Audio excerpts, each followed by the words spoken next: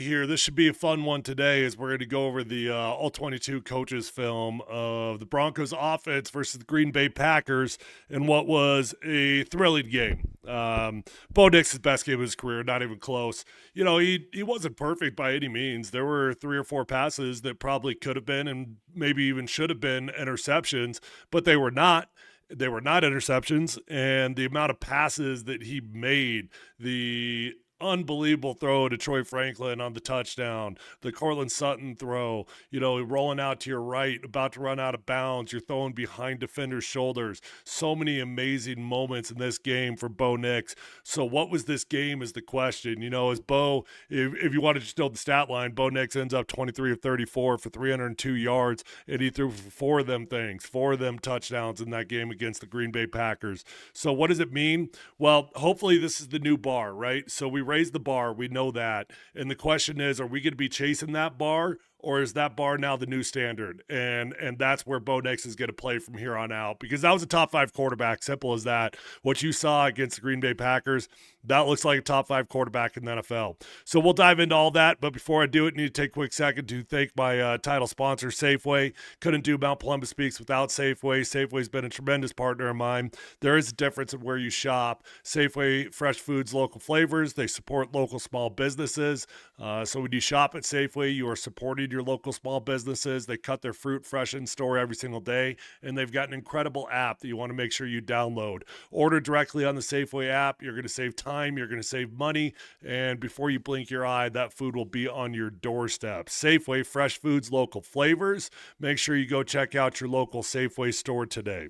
All right, let's dive into this film. Today we're going to do the first half film of the Broncos. Hold on one second as I pull up my software. I forgot to pull. Okay, sorry about that. I had to get my software up so I could draw some lines and arrows, and we have a little bit of fun today. All right, we'll dive into it. First play of the game, and as you can see, the Broncos coming out in heavy personnel. We look over on this side of the screen, and how many tight ends we got on the – well, we got a fullback. We got 2 tight ends. That's about as heavy personnel as you can get. So this is one of the Broncos' favorite plays. It's just a duo concept. That's all it is. So that gives you lots of double teams. We got a double team here with a great angle to the backside where we should be able to build a wall. And actually, we've got extra bodies in here. We could actually get another double team to nowhere if we really wanted to right there. That's a good-looking box for what we want.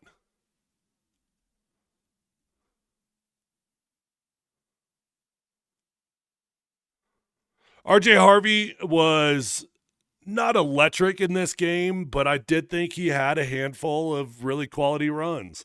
The stat line doesn't look majestic by any means. RJ did get banged up, so we need to cross our fingers and hope that RJ is going to be okay moving forward. I did hear after the game in the locker room he was in a lot of pain and he was struggling some, so let's cross our fingers because we have no depth in the running back room at this moment.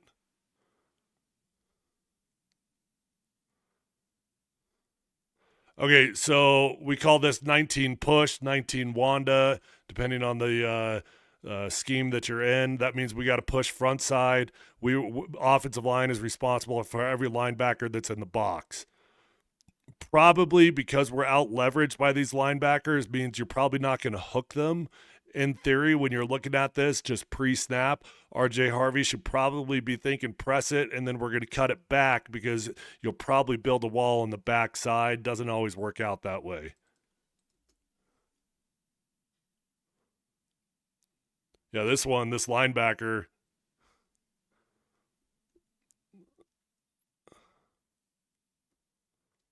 So you can see number 7.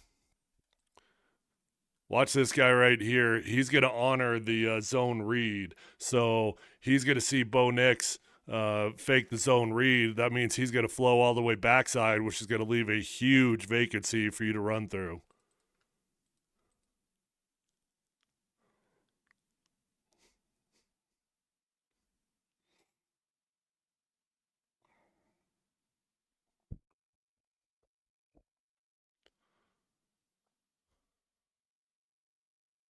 Couple decent runs to start out the game, which means we get to QB sneak this sucker. I'm just going to go ahead and go forward. come out and gun now, and we're going to finally throw the football to Marvin Mims coming across the middle of the field. And finally, we start out the passing game with a nice little pitch and catch. Offensive line provides good protection. Green Bay Packers go with a 4-man rush, and Bo's got plenty of time.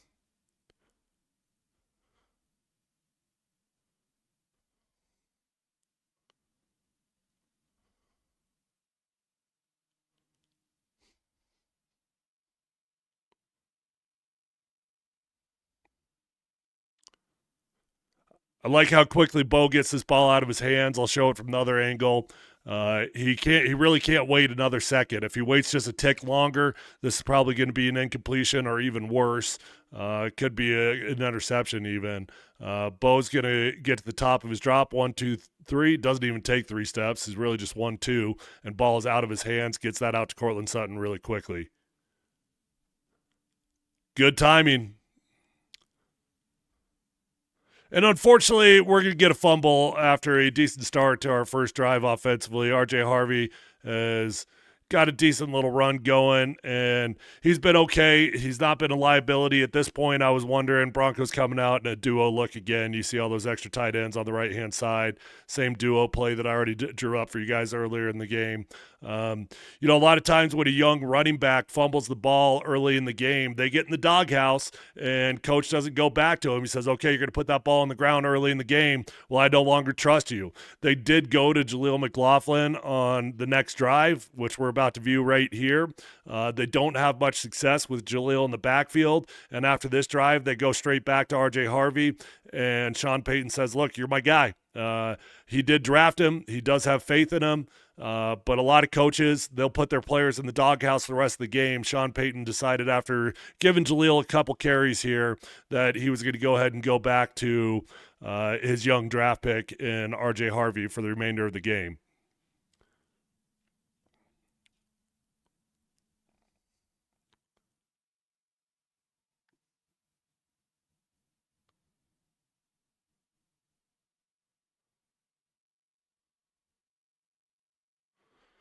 Quick little swing route out of the backfield. Really have zero options down the field, so you know that this play is designed from the get-go to go to Troy Franklin.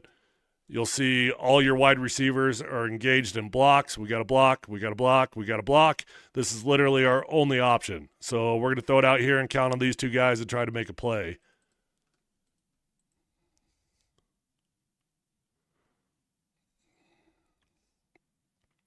These plays, they're not necessarily super sexy, but they're effective. In the NFL, you're trying to pick up 4 yards at a pop. You're just trying to keep the chains moving, right? Go from 1st and 10 to 2nd and 6, 2nd and 6 to 3rd and 2.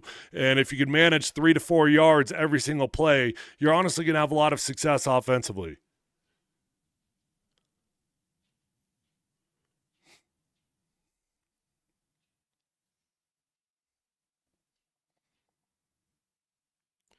Another swing route, basically the exact same concept. This time we do have a couple receivers out further down the field if you wanted them. Let's see.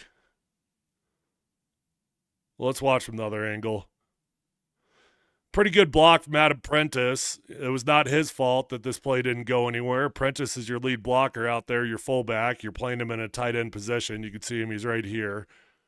He's just going to block 1001 and get out there and release. That's actually a good job. He did get his hands outside. Anytime you get your hands wrapped around the backside of the body like that, you're putting yourself in danger of getting a holding call.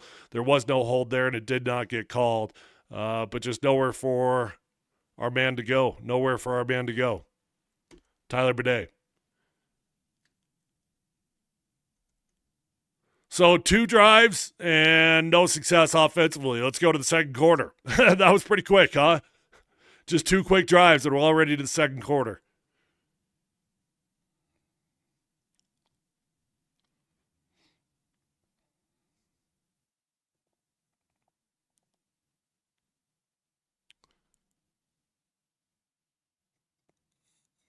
Bo really doesn't have anything down the field. You see we're covered here, And, not a lot of separation. You can see this guy can close on that really quickly. So we don't have much of a choice but to hit the check down.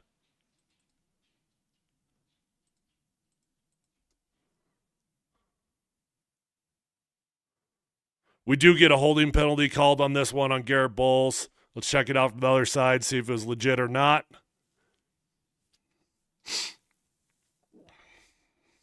So eyes on 72, your left tackle.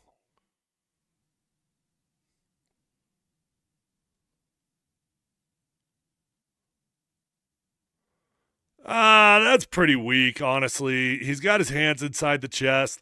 I mean, Micah Parsons gets his arm out there and makes it more dramatic than it really was. I don't think that was a very aggressive holding penalty. Bowles's had some bad holding penalties in his career. If we were going to rank that and worst Garrett Bowles holding penalties, that'd probably be at the bottom of the list. Bowles is going to go, even with all that, though, you know what's crazy about Garrett Bowles' career? He's got a chance to go down as the greatest left tackle in franchise history. And I say that with all due respect because Ryan Clady is the most talented tackle that this franchise has ever had. Obviously, Zim was fantastic. Ryan Clady, most talented tackle you've ever seen. Nobody had a rookie season like Ryan Clady. Bowles, what a turnaround this guy has had from his first couple of years where, for the most part, people thought of him as a laughingstock. They thought of him as a bust. But the longevity that he's going to have with this career, he's going to go down as a Ring of Famer.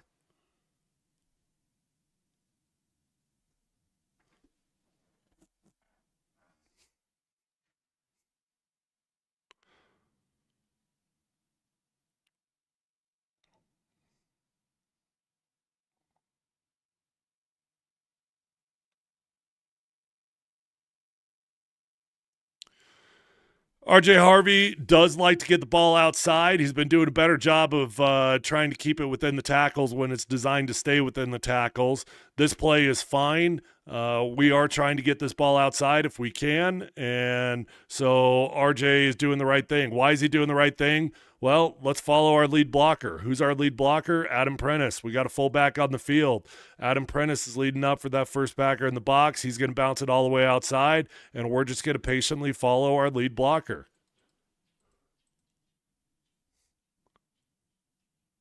Actually, Prentice is working all the way up for the safety.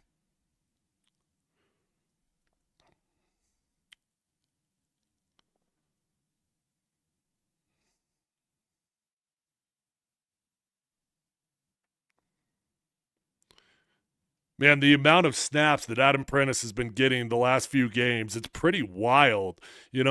Had a couple big carries last week, had a nice little catch in the last week. Most fullbacks, they might play 5 to 7 snaps the entire game. If we've got Adam Prentice on the field here again in the fullback position, number 45, it feels like he's been on the field for every single snap. So we call this 19 week. 19 week means that we do have the fullback on the field, and that means he's responsible for the first linebacker in the box, so he's going to go block him. That gives us a good angle on our double team. This is our single block on the front side, working back to this linebacker. That gives you a great angle to try to wall block that thing. And then on the back side, it depends on if you think this guy's coming down in the box or not. If you think he's a threat, then we'll go ahead and B-block this on the backside up to the safety. If you don't think that guy's a threat, if you think he's hovering back there outside of the box, we can go ahead and just man this sucker up on the backside and let our wide receiver work through.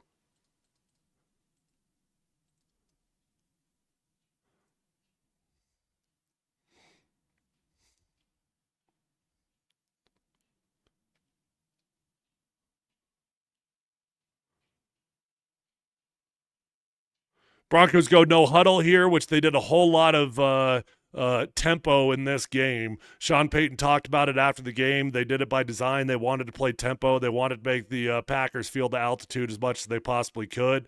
Pretty good protection from everybody except for Alex Palczewski. Eyes on number 63 right here. Where does Palczewski go wrong? Well, he goes wrong right now. Okay? It's pretty simple. Just watch this. Right now, where does he go wrong? He leans. So anytime as an offensive lineman you start to lean like that, you're going to be in trouble. You want to keep your shoulders back as you punch, and you want to try to not wrap. He oversets his guy a little bit too much. Also, you want to stay on that inside line.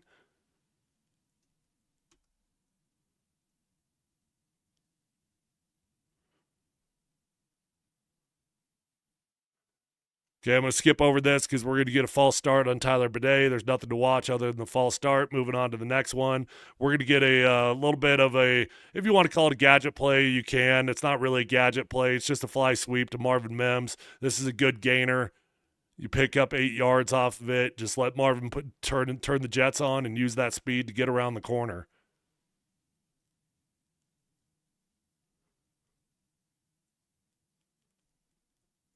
So what you're trying to do here is you're going to get the whole offensive line going to the right? So everybody's working this way. So what you're trying to do is get this end man on the line. He's going to read this tackle's hip, and he's going to crash down the line. You're trying to get the backers to move this way. So everything's telling you that the ball should be going that way. Then we just hand it off at the last second, and because you get this defensive end, Micah Parsons, to crash down, it's super easy to get around that corner.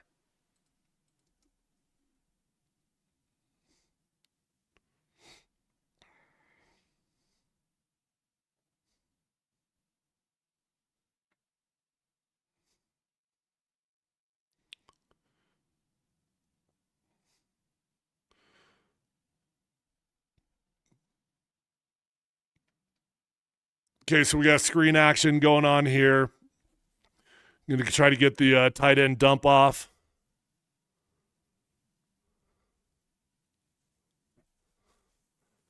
1,001, 1,002. Offensive line's going to try to get out there.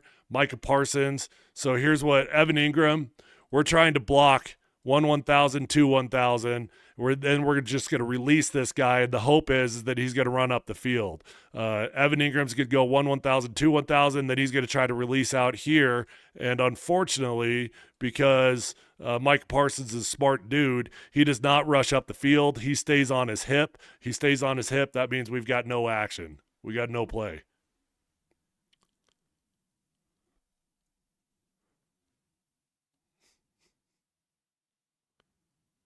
All right, Lil Jordan Humphrey going to get involved here for 15-yard gain. Pretty nice gain. Lil Jordan Humphrey we picked up, probably 3-4 weeks ago off the New York Giants practice squad. Lil Jordan Humphrey had been on this team previously. He's got a lot of experience with Sean Payton, and has had some moments for the Broncos. I honestly didn't know how much Lil Jordan Humphrey was going to play, but he's been a nice little contributor for us. Again, look at the timing and the tempo of Bo Nix. He's going to get to the top of the drop, 1-2, get that ball out of his hand.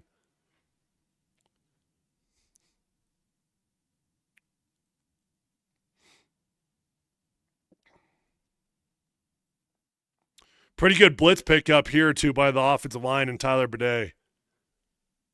Good job of identifying it.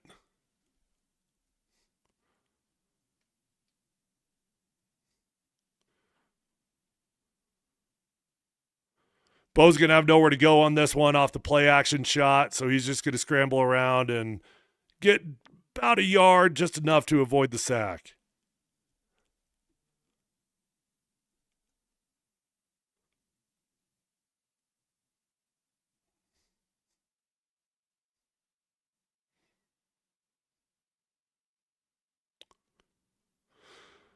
RJ Harvey up the gut here for 6 yards. Let's see, is this a trap? No, not a trap.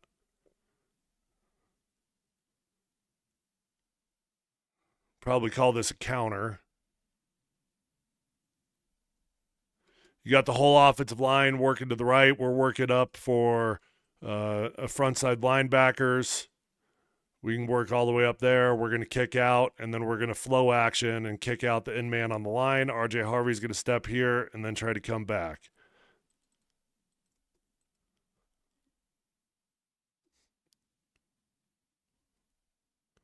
Pretty good run.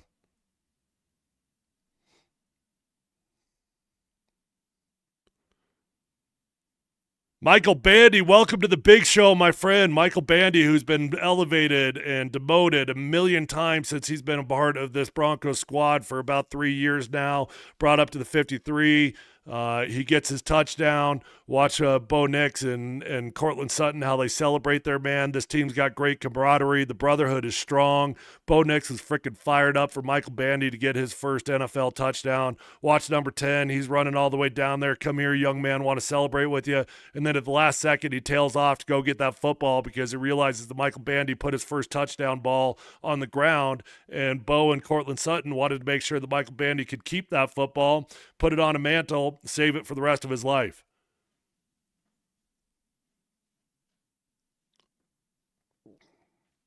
Okay, we got 4:20 left in the first half here. We're going to hand the ball off to R.J. Harvey for another good gain. 7 or 8 yards on this one. That's a good-looking play right there. That's what I mean. Like, the stats for R.J. Harvey, they weren't fantastic by any means, but we're just in the first half, and I've already given you at least 3 really solid runs. Of course, I want more. Good job here by the offensive line, okay? So we got a double team front side on that single block, and we're way out leveraged, right? This guy's way out here. So Quinn can't spend too much time on this down. He's just got to post, and then he's got to go. He does a good job getting up to the second level. On the backside, we've got a better angle because this guy's working backside, so we can get our B block. We can get more on the inside shoulder on our double team and work our way up here. And look at this vacancy to run through.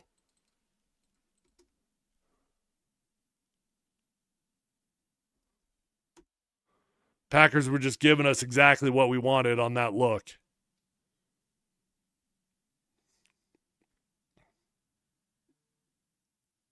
Give it to me. Deep shot, Cortland Sutton. Let's go. This was probably the first of many throws down the field for Bo Nix. By far the most attempts down the football field from Bo Nix against the Green Bay Packers. A lot of games, especially that Raiders game, we were just dinking and dunking, taking what the defense gave us. Bo really pushed the ball down the field against the Packers and stretched the field. Love it. I mean, you could just see the confidence growing in Bo Nix in this game. You threw the ball down the field once, and all of a sudden he was like, oh, that was kind of fun. Let's try it again. The rest of the game, every time he threw it down the field, it just built more and more confidence for him to want to go ahead and do it again.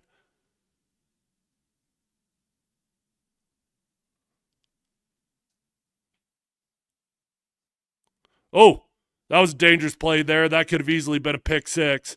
Look how quickly that Packers defensive back closes on this thing. If that was just a second longer, that could have been big, big time trouble. It was not, though, and it was actually a good-looking play. Good block from Cortland Sutton. Frank Crum reporting eligible. Big man checking into the game again. Number 73 is eligible. We got heavy personnel. When Frank Crum gets in the game, I swear 9 out of 10 times they're running duo.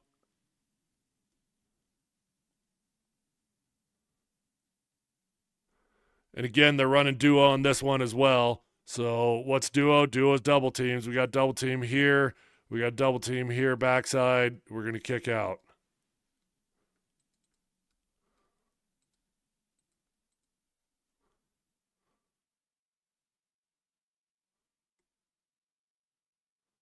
Actually, that one was not duo because you had a fullback on the field, but it was a very similar concept.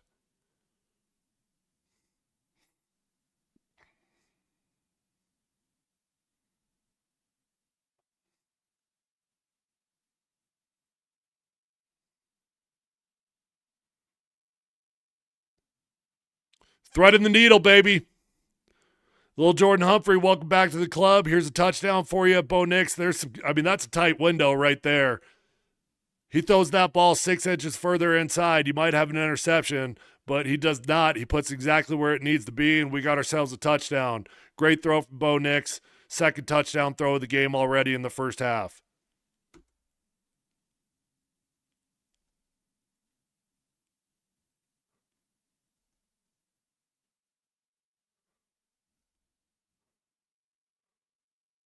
All right, so that's actually it for the first half. I do these games by the half, so today all we're doing is the first half. Tomorrow I'm going to put out the second half film. There's a lot of great stuff in the first half. The second half gets even better. So make sure you tune in tomorrow night as I'll put out the second half, same time, same place. Broncos had their best win of the season. If you want to call it a signature win, that's cool. I think they've already had some signature wins out in Philadelphia and a couple others, but it's definitely a signature win if that's how you like to define these things. Great game from Bo Nix. Great game from Sean Payton as a play caller, although there were a couple plays that took too long to get it in, as we seem to have a few of those every single game. Appreciate you guys being part of Mount Polumbus Speaks. If you haven't subscribed, make sure you hit that link in my bio on X, going over to YouTube and hit subscribe, because that's where all my content lives. I don't always live stream on X, and if you like the content, you want to make sure you don't miss out on anything, you want to make sure that you're subscribed over there on YouTube. If you want to do me a solid and help my channel grow on YouTube, if you give a like and a comment on the video over there, that does wonders for the algorithm. If I just even get 5 or 6 of them things, it does wonders for the algorithm. It helps my channel grow, helps me stay motivated to keep putting out good content for you guys. I love you guys. I'll be back with you soon, and